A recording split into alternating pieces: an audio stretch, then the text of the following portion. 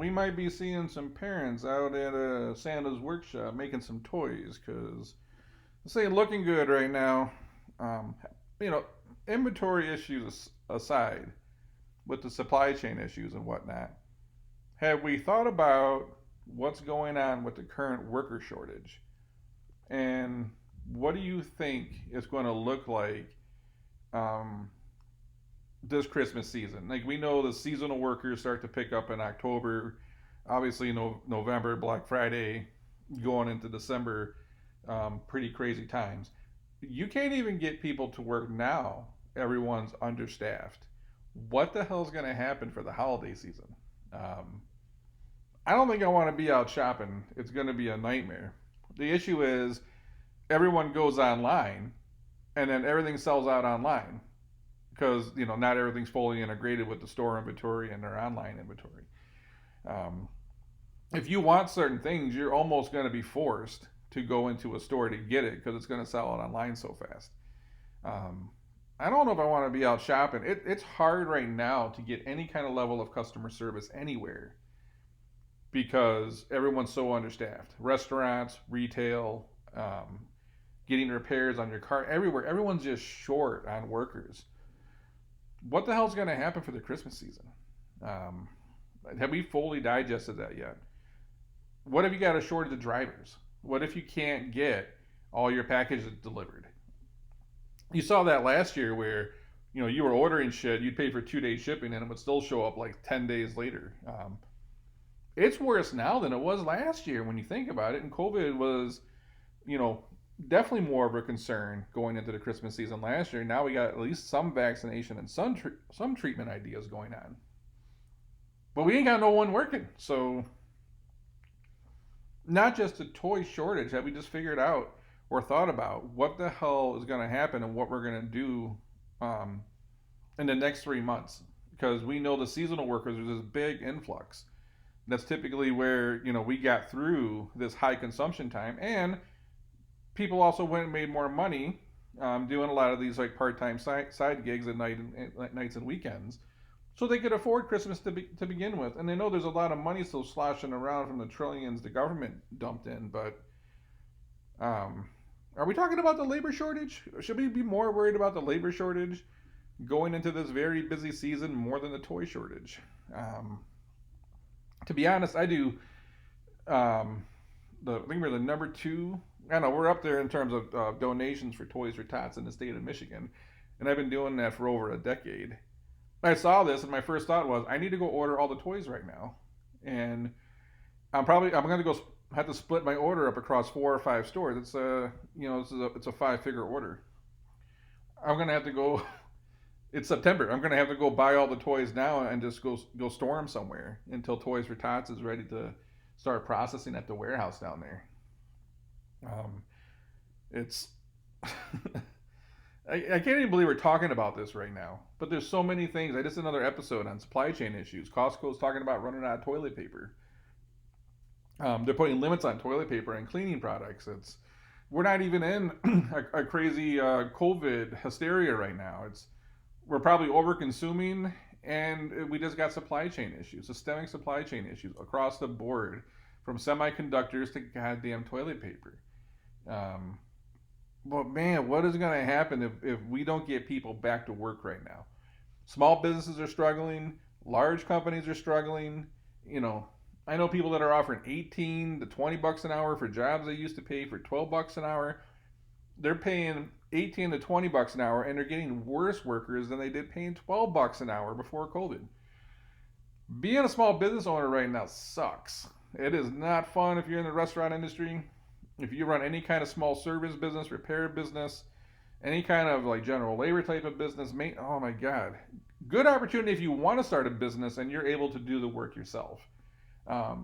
If you could be an owner operator and you're good at fixing stuff, man, you can make money right now, probably for a while. Would it be easy to grow that business and get 5 or 10 people working for you? That's a whole other conversation. But if you're able to like fix things or do things yourself, there's money to be made right now. But restaurants are struggling to get line cooks. Man, have you ever seen what a line cook does every day? It's you want to learn work ethic, sit there at a really busy like Coney Island here in Michigan, where you're just doing you're a short order cook all goddamn day. You're on your feet. You got a whole. You probably got what 8 feet of griddle, 10 feet of griddle. You got pancakes over here. You're grilling sandwiches over here. There's bacon. There's potatoes. This order. I'm frying eggs. I'm going down here. I'm making a chili dog. I'm got some saganaki. Like that job is real work all day for your whole shift. Do I ever feel bad for people sitting in the office? Two different kinds of work, brain versus that. But man, these people are like, no wonder they can't fill those jobs right now. No one wants to do that job right now. It's if you paid $25 an hour for a line cook, would you even get one? I know places that are struggling right now. Man, it sucks. So you look across the board, we can't get people back to work. We did end the fat stack unemployment, but unemployment as a whole is not gone. Just the additional federal money's tapering. And then it looks like you have to pay your mortgages, but there's still some struggles going on there with evictions and whatnot. And then the school loans, people got till like January before they got to start paying school loans again. So there's not a huge amount of incentive right now for people to go back to work. They still got some unemployment. Some people are still fighting the evictions. There's a lot of money slushing around. People made a lot of money in the last 18 months with those trillions floating around. If you had any money in the stock market's up a hell of a lot. Man, there's people out there going to run that bank account down to zero before they go back to work. And I think we were hoping that everyone was just going to get back to work in September after the eviction thing kicked in and the federal unemployment stopped. But there's too much money sloshing around. And Kane and I talk about this on another show, like trying to figure out when the market's going to get back to normal. And we don't know. It might take 3 or 4 months for people to kind of live off the savings they have right now and probably spend some of their Bitcoin money and some of the other money they had invested. And then Christmas, you spend a bunch of money on Christmas. And then, by the time January comes around, everyone's back to having to pay rent, pay school loans. They blew through their savings and everyone's going to go back to work. The problem is that's after Christmas. So they're not going to go work during this seasonal rush where payroll in this country gets quite a bit inflated by all the seasonal workers. Who's going to do all this work? Now, we're going to want to consume a bunch of shit, and we're going to get mad when they don't have it, and when they don't deliver it on time, and the customer service experience sucks in the store. We're all going to get mad at that while, a lot of people are sitting at home. If you're sitting at home and you're not working right now, you can't complain about customer service. You can't complain that there's a toy shortage.